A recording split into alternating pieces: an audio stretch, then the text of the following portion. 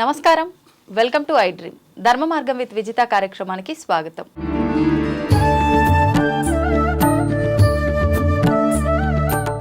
కుంభమేళా ప్రారంభమయ్యి గత కొన్ని రోజులు అవుతోంది. ఇంకా మనకు కొన్ని రోజులు మాత్రమే మిగిలి ఉంది. అయితే కుంభమేళా అనగానే స్నానానికి ప్రత్యేకం. మనకున్న పాపాలన్నీ తొలగిపోయి ఆ నదిలో గనక స్నానం చేసి వస్తే పుణ్యం లభిస్తుంది అని చెప్పి, పాపాలన్నీ తొలగిపోతాయని చెప్పి మనందరం కూడా నమ్ముతూ ఉంటాం. మరి అటువంటి స్నానం ఆచరించడానికి వెళ్ళాలన్న ఆలోచన ప్రతి ఒక్కరికి ఉంటుంది. కానీ కొంతమందికి వీలు కుదరకపోవచ్చు, కొంతమందికి కొన్ని కారణాల వల్ల వెళ్ళలేకపోవచ్చు. అటువంటి వారు ఇబ్బంది పడుతూ ఉంటారు, బాధపడుతూ ఉంటారు. అరే మేము వెళ్ళలేకపోయామే, అటువంటి ఫలితం మేము ఏ విధంగా పొందగలుగుతాము అనే ఆలోచన చేస్తూ ఉంటారు. అటువంటి వారి కోసమే ఇప్పుడు ఒక మంచి విషయాన్ని తెలియజేయబోతున్నాము. గురుగారితో మాట్లాడి ప్రస్తుతం నాతో పాటు ఉన్నారు ప్రముఖ జ్యోతిష్య పండితులు బ్రహ్మశ్రీ నందిబట్ల శ్రీహరి శర్మ గారు. ఇప్పుడు వారితో మాట్లాడి ఆ విధానం ఏంటో తెలుసుకుందాం. నమస్కారం గురుగారు. వాగర్థావివ సంపృక్తౌ వాగర్థ ప్రతిపత్తయే జగతః పితరౌ వందే పార్వతీ పరమేశ్వరౌ. సదాశివసమారంభాం శంకరాచార్య మధ్యమాం అస్మదాచార్య పర్యంతం వందే గురు పరంపరాం. ఆదిత్యాయ చ సోమాయ మంగళాయ బుధాయ చ గురుశుక్ర శనిభ్యశ్చ రాహవే కేతవే నమః. శృంగేరి జగద్గురు పీఠాధిపతులకి, కంచి పీఠాధిపతులకి నమస్కారములు తెలియజేసుకుంటూ కార్యక్రమాన్ని ప్రారంభిద్దాం. గురుగారు, కుంభమేళా ప్రారంభమై కొన్ని రోజులు అవుతోంది. మనకి ఇంకా కొన్ని రోజులు మాత్రమే మిగిలి ఉంది. అయితే మనం ఇప్పటి వరకు చూస్తుంటే కొన్ని ప్రత్యేకమైన రోజులు అనేది విశేషంగా ఈ రోజున కనుక చేస్తే మంచి ఫలితం లభిస్తుంది. అలాంటి తిథులు కొన్ని మనం మాట్లాడుకున్నాం. ఇంకా ఇప్పుడు మిగిలిన రోజుల్లో ఎటువంటి ఉన్నాయి ముఖ్యమైన రోజులు స్నానానికి సంబంధించినవి తెలియజేయండి. మనకు అమృత స్నానములు అని అంటారు ఈ కుంభమేళా జరుగుతున్నటువంటి రోజుల్లో. గ్రహ సంచార గతులను బట్టి ఈ అమృత స్నానాలు అంటే ఎక్కడో అంతరిక్షంలో తిరుగుతున్నటువంటి గ్రహాల యొక్క కదలికలు, స్థితిగతుల వల్ల కొంత ప్రయోజనం అనేటువంటిది, కాస్మిక్ ఎనర్జీ అనేటువంటిది ఉత్పన్నమవుతుంది, అంటే ప్రొడ్యూస్ అవుతుంది. ఆ ప్రొడ్యూస్ అయినటువంటి కాస్మిక్ ఎనర్జీ భూలోకంలో ప్రసరింప జరిగి ఆ విధంగా ఎక్కడ నిక్షిప్తమవుతుంది, అది నీరుని దేవతాశక్తి. ఎప్పుడైనా గుర్తుపెట్టుకోండి, దేవతాశక్తి అనేటువంటిది ఎప్పుడు కూడా నీటినే ఆశ్రయిస్తుంది. అందుకనే ఇప్పుడు మనము ఏ దేవుణ్ణంటే, అమ్మవారినంటే చక్కగా మనం ఫోటోలు పెట్టుకొని ఆ రూపాన్ని పెట్టుకొని చూస్తున్నాం. కానీ పూర్వకాలంలో ఏ దేవుడి పూజ అయినా కానీ కలశంలో నీటిలోనే ఆవాహన చేసేవాళ్ళు.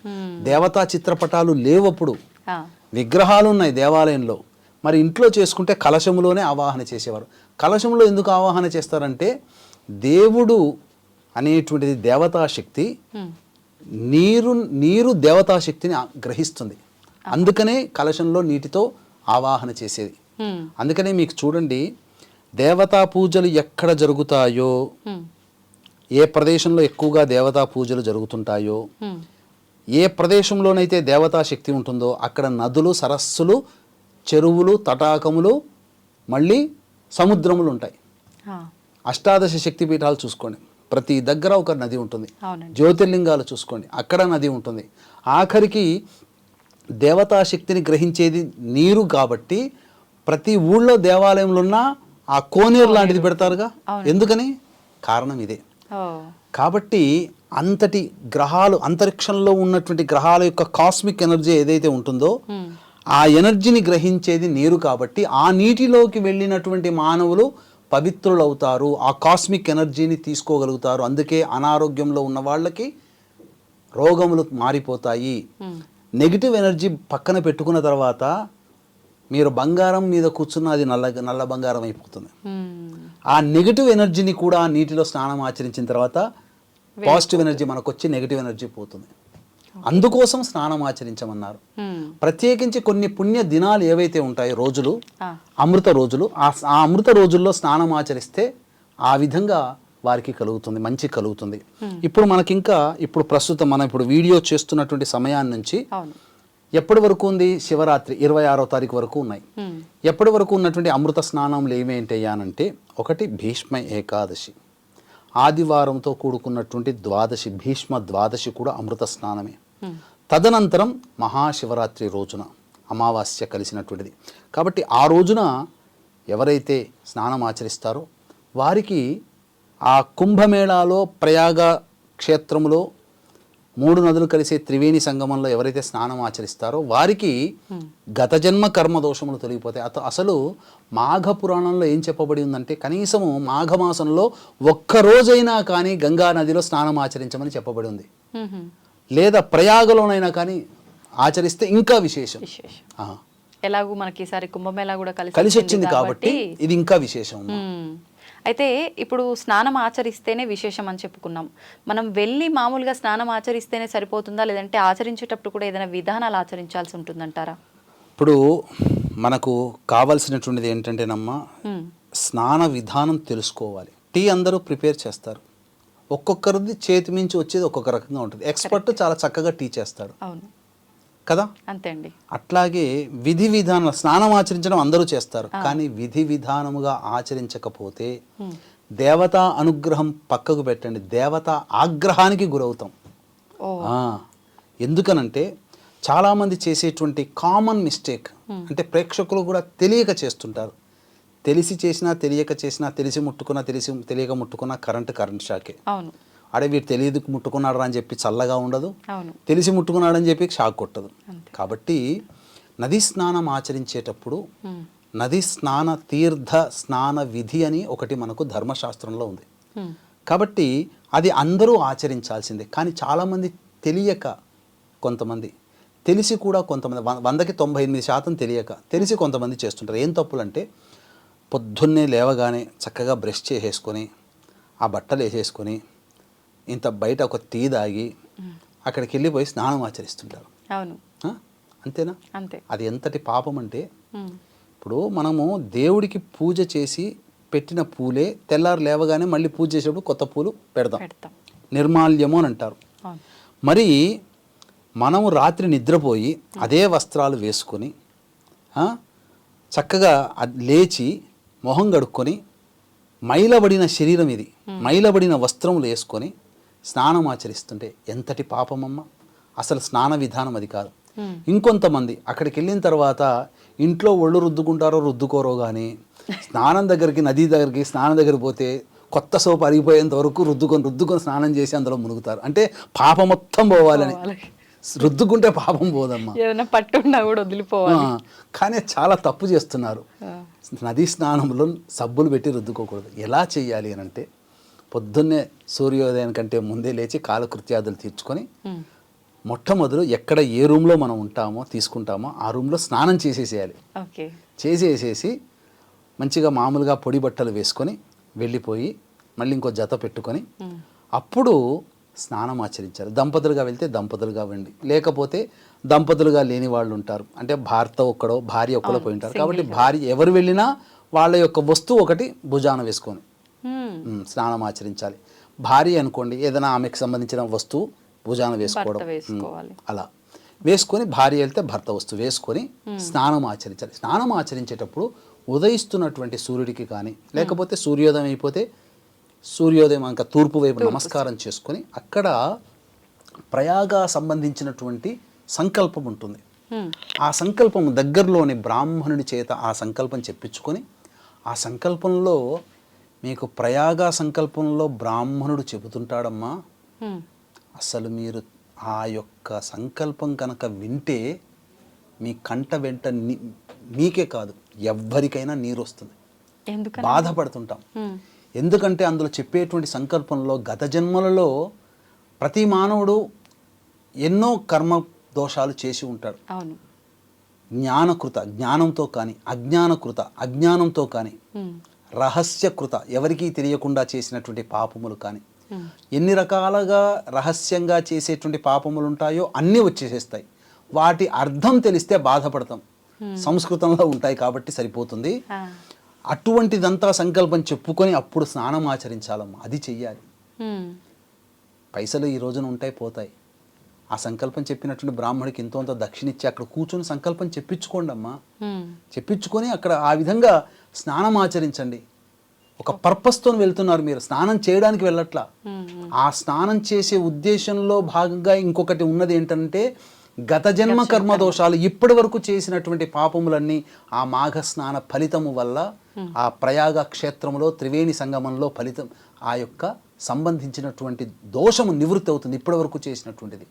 సకల పాప విముక్తులవ్వడానికి మాఘ స్నాన ప్రయాగ క్షేత్రమందు చేయడం చాలా ఉచితము అని చెప్పి మనకు ఎన్నో ధర్మశాస్త్రాలు ఘోషిస్తున్నాయి. కాబట్టి అవకాశం ఉంటే వీక్షించేటువంటి ప్రేక్షకులారా, ఇంకా ఫిబ్రవరి 26వ తారీఖు వరకు మనకు అవకాశం ఉంది.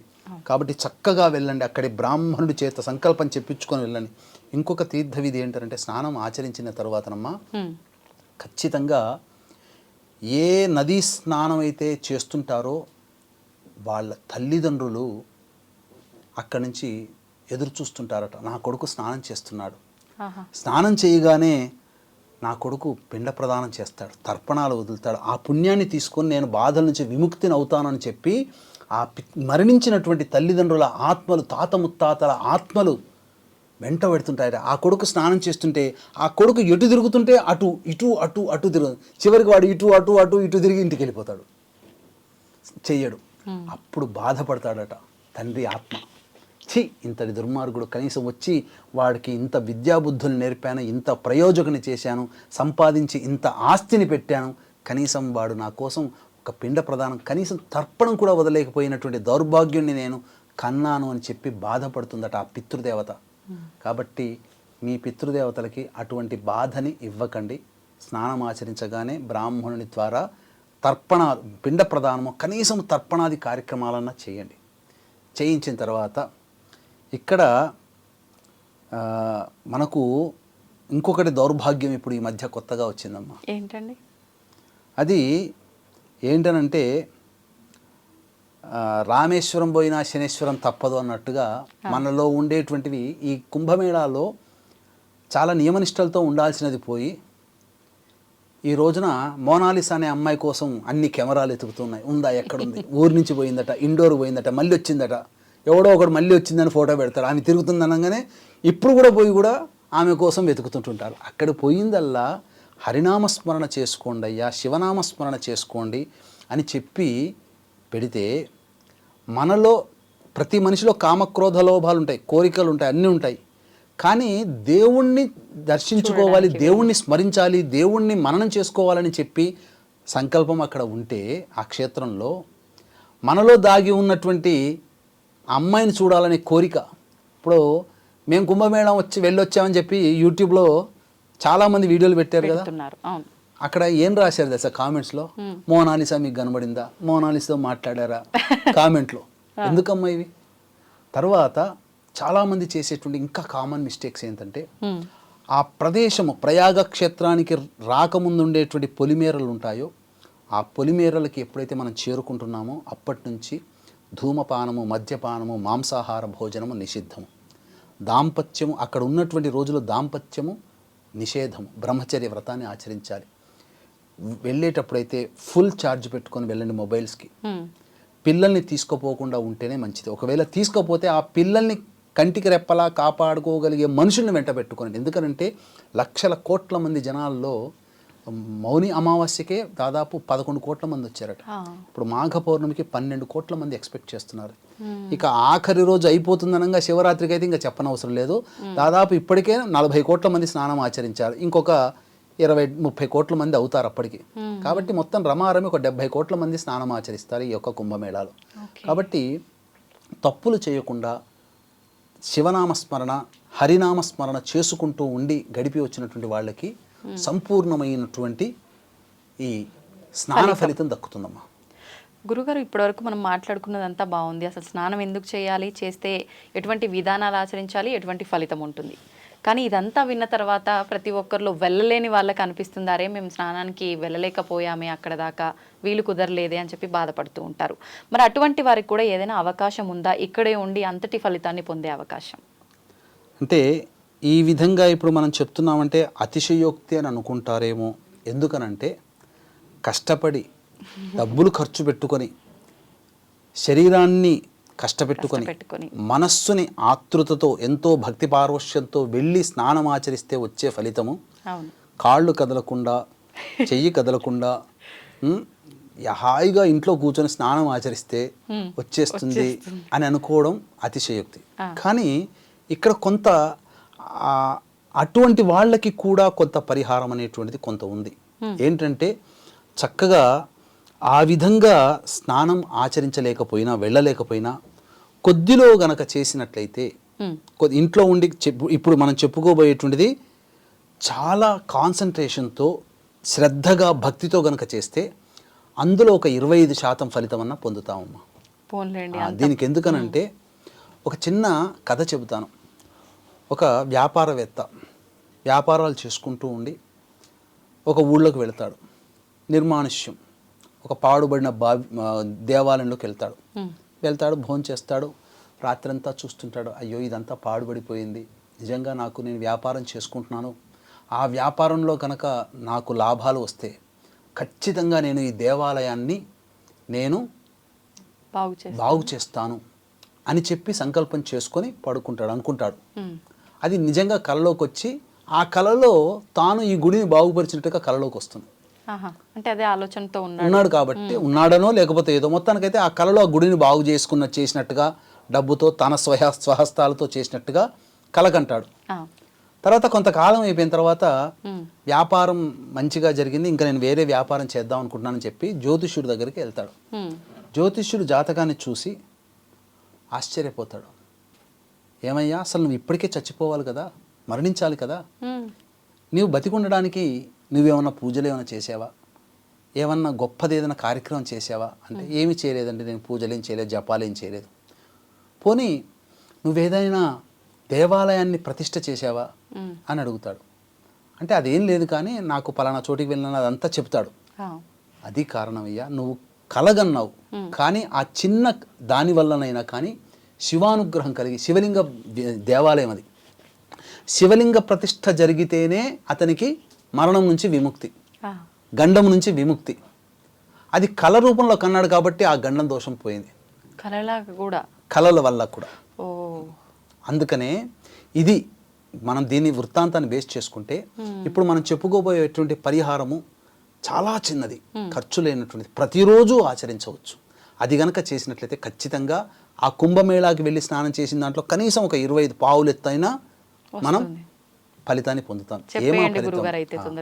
వీక్షించేటువంటి ప్రేక్షకులకి గమనిక, ఈ యొక్క మాఘ పౌర్ణమి సందర్భంగా జాతకరీత్యా కలుగు విద్య, వివాహ, ఉద్యోగ, దాంపత్య, సంతాన, అనారోగ్య సమస్యల నివారణకి, అలాగే ఇప్పుడు సమస్యలు ఎదుర్కొంటున్నామంటే అవి గత జన్మ కర్మదోషాలు కావున గత జన్మ కర్మదోష నివారణ తిల హోమాలు, అలాగే 2025వ సంవత్సరం శని దోషము అన్ని రాశుల వారికి ఉంటుంది కావున శని దోష నివారణ హోమాలు పర్ హెడ్ 2100 రూపాయలకి చేయించడం జరుగుతుంది. అవకాశం ఉన్న వాళ్ళు కార్యక్రమ తదనంతరం కాంటాక్ట్ చేసి గోత్రనామాలు నమోదు చేసుకోవచ్చు.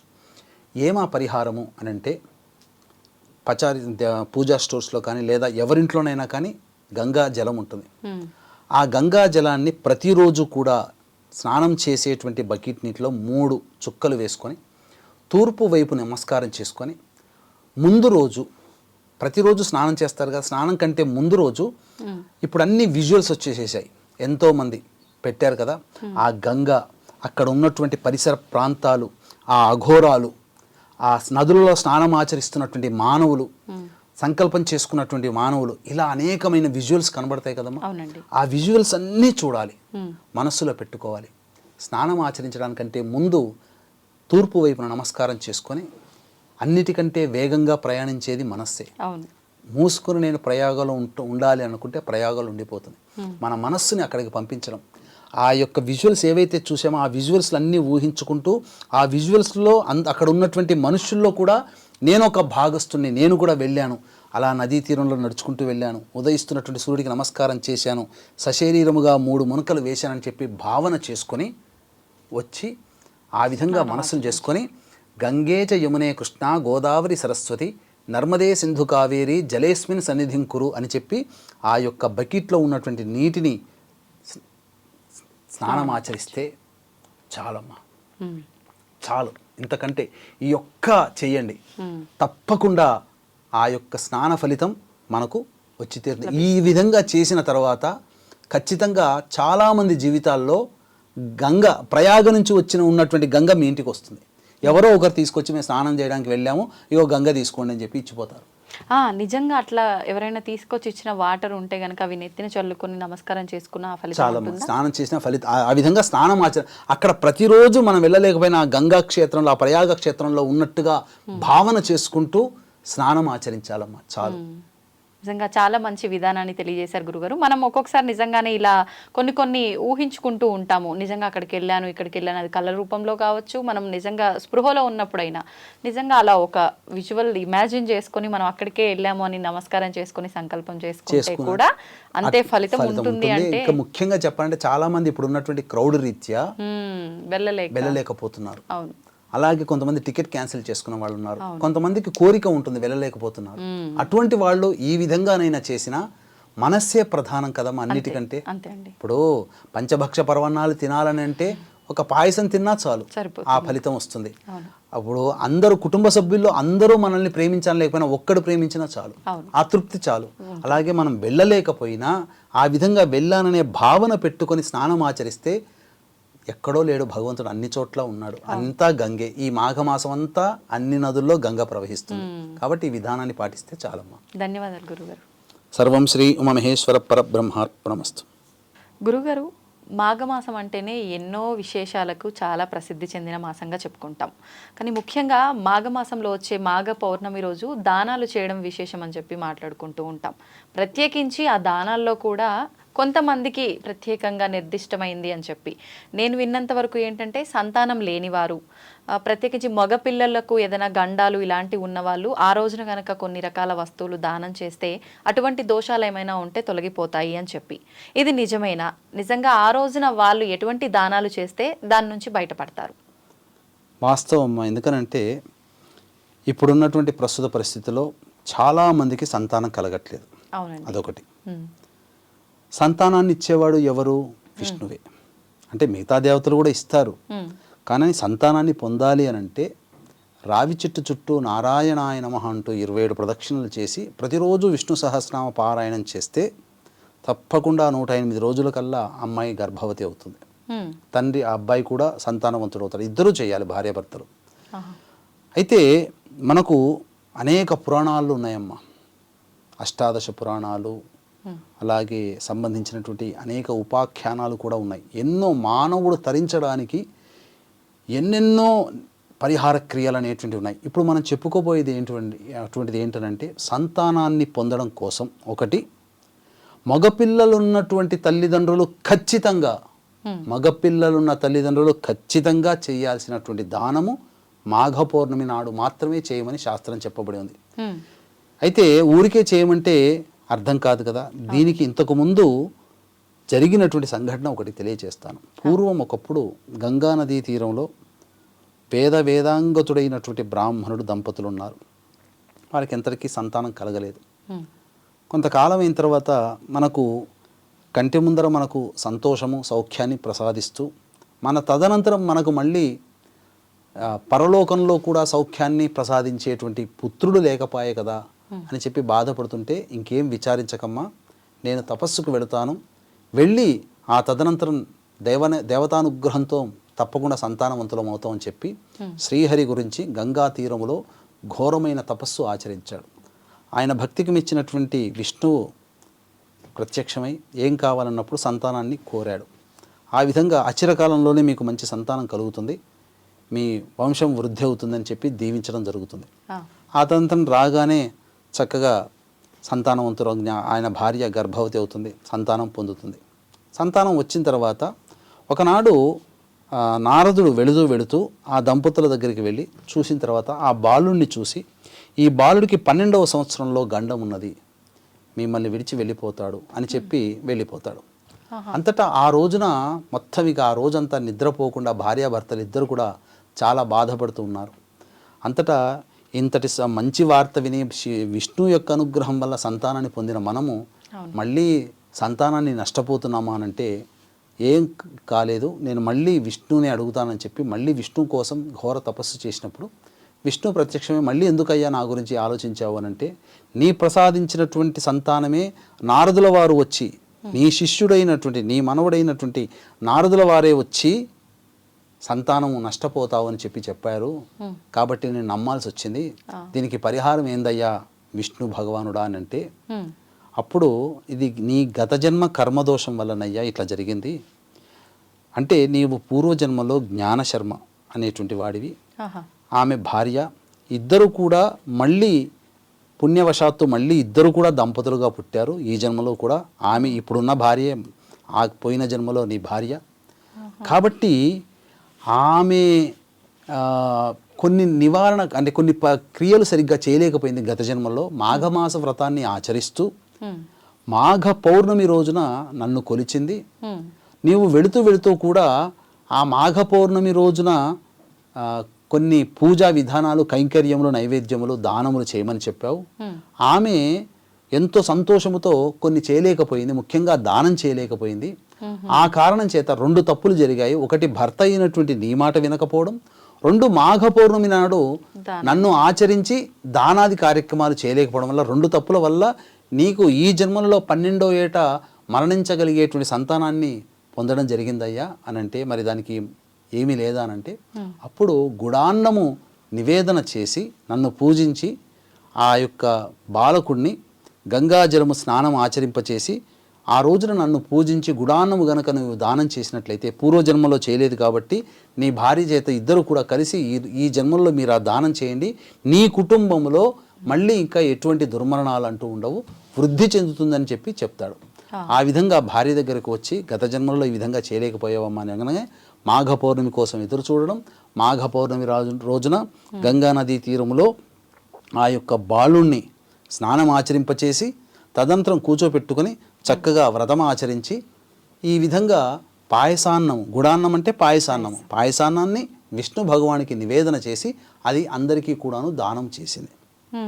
ఈ విధంగా చేసినటువంటి కారణం చేత ఇక ఆ దంపతులకి ఇద్దరికి కూడా ఆ పిల్లవాడి దోషం తొలగిపోయి చిరకాలము 100 ఏళ్ళు చక్కగా జీవించడం జరిగిందమ్మా. అయితే ఇప్పుడు ఈ కథలో ఉన్నట్టుగా ప్రతి ఒక్కరు కూడా ఈ విధానాన్ని ఆచరించాలా, లేదంటే ఇప్పుడు మీరు నదీ స్నానం అని చెప్పారు, అక్కడే కూర్చొని వ్రతం అన్నారు, అలాగే చేయాల్సి ఉంటుందా ఏదైనా మార్పు?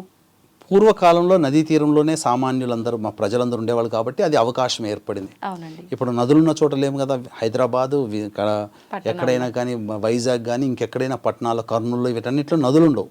కాబట్టి ఏం చెయ్యాలి అని అంటే, వీక్షించేటువంటి ప్రేక్షకులు కూడా గమనిక, ఈ యొక్క మాఘ పౌర్ణమి సందర్భంగా ప్రయాగ క్షేత్రంలో జాతకరీత్యా కలుగు అన్ని రకాల దోష నివారణకి, అనగా విద్య, వివాహ, ఉద్యోగ, దాంపత్య, సంతాన, అనారోగ్య సమస్యల నివారణకి సర్వదోష నివారణ పూజలు, హోమాలు, అలాగే గత జన్మ కర్మదోషాలు ఉండడం వల్ల ఈ జన్మలో సమస్యలు కాబట్టి గత జన్మ కర్మదోష నివారణ తిల హోమాలు, మరియు 2025వ సంవత్సరంలో శని ప్రభావం అన్ని రాశుల వారికి ఉంటుంది కాబట్టి శని దోష నివారణ హోమాలు పర్ హెడ్ 2100 రూపాయలకి చేయించడం జరుగుతుంది.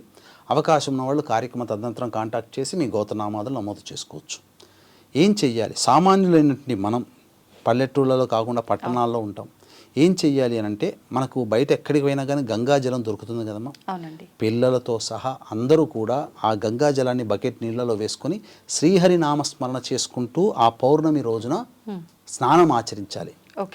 ఆచరించిన తదుపరి చక్కగా వీలైతే ఆ రోజు ఉపవాసం ఉంటే మంచిది. ఉపవాసం ఉండి ప్రదోషకాల ఇంటిలిపాది ఉండవచ్చు. ప్రదోషకాల సమయంలో ఇప్పుడు చెప్పబోయేటువంటిది మగపిల్లలున్న ప్రతి తల్లిదండ్రులు, అలాగే సంతానం లేనివారు, మగపిల్లలు గనక ఉంటే గండ దోషంలో అపమృత్యు భయ దోషాలు పిల్లలకి లేకుండా దీర్ఘాయుష్మంతులైనటువంటి పిల్లలు. ఎందుకనంటే ఇది గత జన్మలలో చేసిన దోషం వల్ల పిల్లలకి ఈ మరణాలు సంభవిస్తున్నాయి కాబట్టి అటువంటి దౌర్భాగ్యం వీక్షించేటువంటి మన ప్రేక్షకులకి ఉండకుండా ఉండడం కోసం మాఘ పౌర్ణమి రోజున చేయాల్సినటువంటి విధానం ఏంటంటే, ఆ రోజంతా అవకాశం ఉంటే ఉపవాసం ఉండడం. ప్రదోషకాల సమయంలో సత్యనారాయణ స్వామి వ్రతాన్ని ఆచరించండి. అర్థమైంది కదమ్మా. విష్ణు పూజ అంటే సత్యనారాయణ స్వామి వ్రతం. బ్రాహ్మడు దొరకడు, తులసి చెట్టు దగ్గర ఆవు నేతితో దీపారాధన చేసి అష్టదళ పద్మం వేసి పసుపు, కుంకుమ, అక్షితలు, పుష్పములు వేసి మధ్యలో ఆవు నేతితో దీపారాధన చేసి, లేదా మధ్యలో కలశం పెట్టి ఆ కలశంలో విష్ణు ప్రతిమను కానీ లేదా తులసి చెట్టు దగ్గరనైనా కానీ చేసిన తర్వాత విష్ణు సహస్రనామ పారాయణం చేసి ఇంట్లో వండినటువంటి పాయసానాన్ని ఆ విధంగా కొంత స్వామికి కొంత నైవేద్యంగా పెట్టి మిగిలినది పక్కకు పెడతాం కదా, అది దానము చేయండి. దేవాలయంలో దానం చేయొచ్చు, బ్రాహ్మడికి దానం చేయొచ్చు, లేదా ఇంటి చుట్టుపక్కల వాళ్ళకి పాయసాన్నాన్ని కనుక పెట్టినట్లయితే తప్పకుండా ఆ ఇంట్లో ఉన్నటువంటి పిల్లలకి గండ దోషాలు తొలగిపోతాయి. ఓకే. ఇది ఖచ్చితంగా అందరూ చేయాల్సినటువంటిది. ఇందులో పెద్ద పోయే ఖర్చే ఉందమ్మా. అవును. మనం ఎట్లాగో పూజ చేసుకుంటాం, పౌర్ణమి రోజున విశేషంగా ఆ రోజున చేసుకోండి. ఇప్పుడు ఆలయానికి అది ప్రసాదంగా తీసుకెళ్లి అక్కడ ఇవ్వచ్చు, అందరికి పంచిపెట్టచ్చు, తప్పేమీ లేదమ్మా. మొత్తానికి ఇటువంటి విధానాన్ని ఆ రోజు కనుక ఆచరిస్తే ఏమైనా మనకు తెలిసి తెలియక పిల్లలకి ఏమైనా దోషాలు మనకు తెలియదు ఉన్నా కూడా- కదమ్మా, అవును. మనకు తెలియదు కదా. ఇప్పుడు వాళ్ళ జాతకం ప్రకారము వాళ్ళు ఉంటారు. ఇప్పుడు అక్కడ కథలో కూడా ఏంటి, ఇది నారదుడు విష్ణువు సంవాదం జరిగినటువంటిది. విష్ణువు నారదుడు ఉన్నాడు అని అంటే అది ఖచ్చితంగా అది కథ కాదు, చరిత్ర. అంటే జరిగింది, అంటే మనకు తెలియచేయడం కోసం కథ రూపంలో తెలియచేశారు. కాబట్టి అది వాస్తవానికి జరిగినటువంటి ఘటన.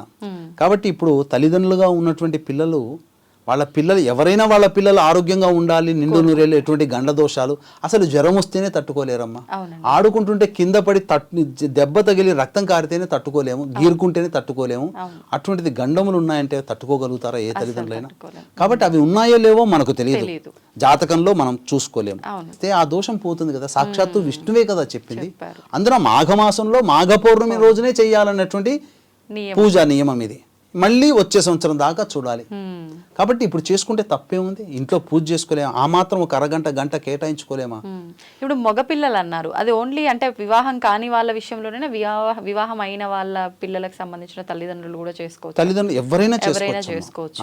మగపిల్లలు అన్న తర్వాత గండ దోషములు, మానవుడికి గండ దోషాలు చెప్తానమ్మా. 8, 16, 24, 32 సంవత్సరాల వరకు గండ దోషములు ఉంటాయి. బాలారిష్ట దోషములు అని అంటారు.